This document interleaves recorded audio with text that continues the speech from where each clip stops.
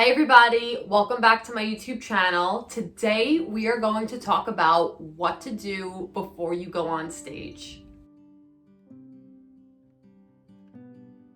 So I just want to say it feels so good to be back. It's been a really crazy busy month and I'm just so grateful to be able to come back, film a video and just share what I love more than anything with you guys, and hopefully my experience and my tips as a professional dancer and a dance instructor can help you when you go to dance competition.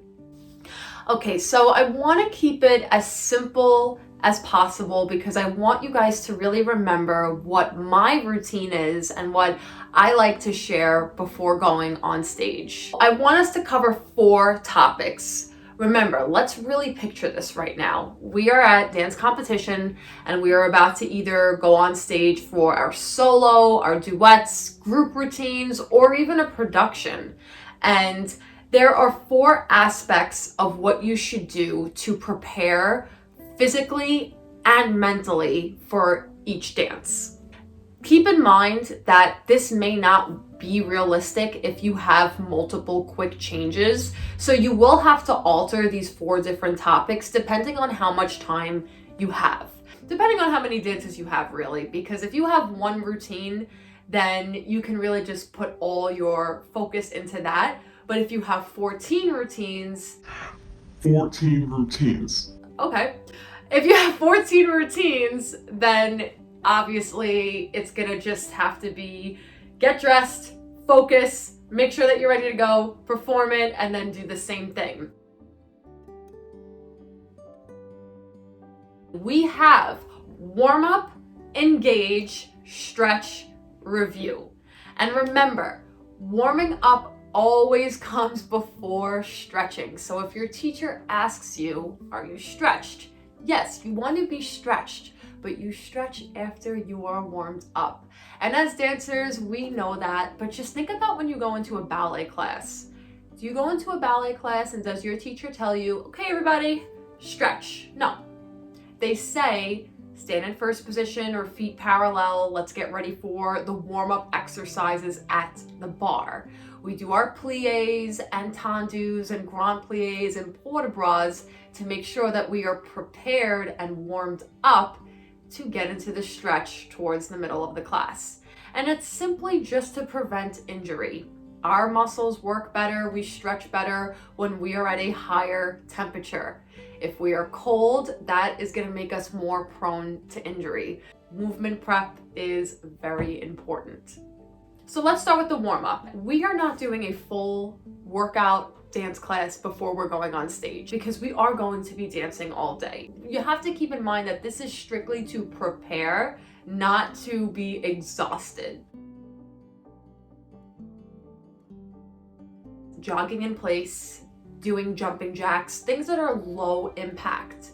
And if you want to throw in some mountain climbers and some burpees, that's good too. But always start off with something very simple, something that can get your body temperature up, and you're working on your breathing, you're increasing your heart rate, and that's pretty much what is going to take you to the next step in my preparation. Also keep in mind that after you jog in place, you really want to make sure that you do not neglect rolling out your ankles, your wrists, and your neck. That is usually one of the first things I always do in any dance class that I teach and when I am preparing my students to enter the stage. After you warm up, I always like to engage, and engaging is very important because as dancers, if we are doing turns, extensions, leaps, or if we're doing an acro routine where we have to be on our elbows and hands a lot, we have to make sure that those muscles are woken up and ready to be able to support whatever we're going to do. I like to do something called the 5s, which can be a combination of any workouts that you choose, as long as you're focusing on the different muscle groups. The beauty about dance is that it's a full body workout, so you can really incorporate push-ups and crunches, you can add jump squats, releves, you can really change it up however you want. So what is the fives? Pretty much I just make 5 repetitions of each exercise. So if it's 5 squats, 5 shoulder taps, 5 lunges, and I would do that 5 times each, and then I would do 5 rounds of that if you have time. So for example, if I'm doing 5 push-ups, 5 crunches, and 5 jump squats, that's 15 repetitions total. You do that 15 repetitions 5 times in a row. So you're able to judge what works for you, but you want to feel ready. You don't want to feel exhausted. The stretch is very important because when we are at competition, we are pressed for time because we obviously don't want to be late to go check in backstage. And if you have dances after that, you don't want to delay that time because there's nothing worse than when you're told, you have 1 number to change, and you're like, that's it? 1 number? So we've all been there. And if you haven't been there, you probably will be there, because what competition have we all went through that there wasn't a, you have 1 number to change, and then you realize that you have to put a wig and a hat, and you're like, oh, but right now I have a donut bun, so okay, we'll figure it out, I guess. So I guess this routine won't work for that, because if you have 1 number to change, then assume that we prepared at the beginning of the day. But going back to that, this is generally for those who have a little bit more time in between their dances. So being stretched, we want to talk about dynamic stretching. So dynamic versus static. Dynamic stretching is pretty much active stretching. You're not holding that stretch longer than you would in a stretch class. So for example, if you're in a split, you're holding it for about 5 seconds. You're taking maybe 3 to 4 breaths, and you're flexing and pointing your feet. If you're in second position and you're reaching forward, you're doing plies in between, and you're really breathing through your stretching. You're not holding it for a long period of time. Also, you really want to make sure that before you go on stage, you're not overstretching. Save the overstretching for when you're in class. Don't start trying new things when you are in the hallway, when you are in the cafeteria, because whoever's performed in a high school or any type of school in that sense has dressed in a cafeteria. But that's another story. The whole point is, do not try anything new. Do not try any new advanced stretches before you go on stage, simply because you do not want to risk injury. You have worked so hard for this moment. Do not ruin it by hurting yourself. Do the stretches that you know, do the stretches that are going to prepare you for your performance, and we leave feeling good. The last thing is going to be review. And review is very important for me because depending on your school, depending on your dance teacher, and depending on the amount of time you have in between each dance, you want to review. And this is my thing on review. As dance teachers, we always want to see that everybody is on the same page. However, that is supposed to be done in the studio. We should always leave the studio prepared and ready to go. Now, of course, there's always things that happen, and we just always like to be reassured. And as students, we want to be reassured that we know what we're doing. So we always go into the hallway, we get the speaker, or if we don't have the speaker, everybody's like crouched by the phone. We've all done it. And we play the music and we run our dances. You are running that routine in the hallway. Most of the time, it's not full out. 1, because there's probably not enough room, and 2, your instructors may not want to exhaust you to a level that you will not give 150% on stage. But once again, every studio is different. So if you are told to go full out, then you go full out and you work it. Okay, going back to that. My thing, I like to run a dance before going on stage just to get everybody focused. I personally don't feel that my students should be really going crazy and hyping each other up, not because I don't want them to support each other, but there is also a sense of focus. If you're getting so riled up, that you're almost losing focus, it kind of can almost make you lose that focus if you think about it, because you're putting all your energy into being so excited that you may potentially forget or throw yourself off balance. So it is good to feel good about competition and be excited, but use that energy for when you go on stage. All those butterflies and everything that we talk about in my other videos, project that on the stage. Don't exert yourself before and then you get tired, and then when you get on stage you can't understand why you didn't finish stronger than you started.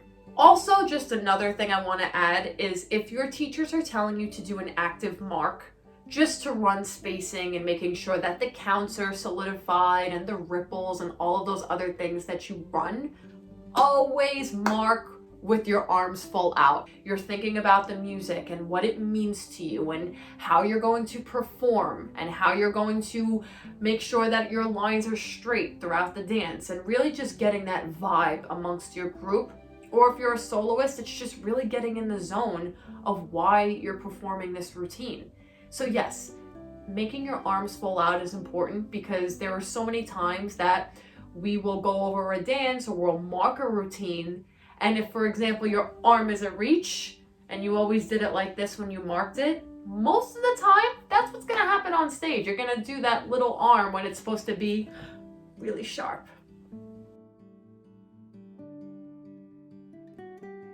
I really believe that if you are mentally and physically prepared before you go on stage, it will be a very successful routine. Of course, there are always things that happen. It's not always just you get changed, everything's all organized and great, and then you go on stage. There's always things that happen at dance competition. Sometimes a studio can call out last minute, and then you realize that you have a less amount of time in between your routines.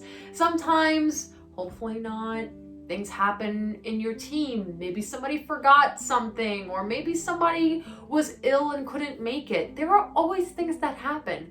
But with dance competition, it teaches you how to remain professional and stay organized, stay focused, and how to think on the spot.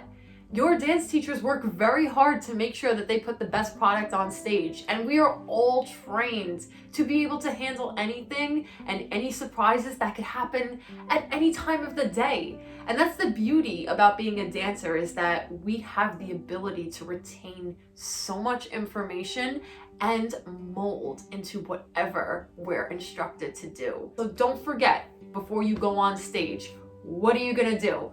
Warm up, engage, stretch, and review. Stay focused. Remember, you got this. You go to competition because you want to perform. Judges want to see your performance, and it's all about getting in the zone. And if you believe that you are going to do a great job, and if you believe that you are giving 150% of your effort, that is all that matters.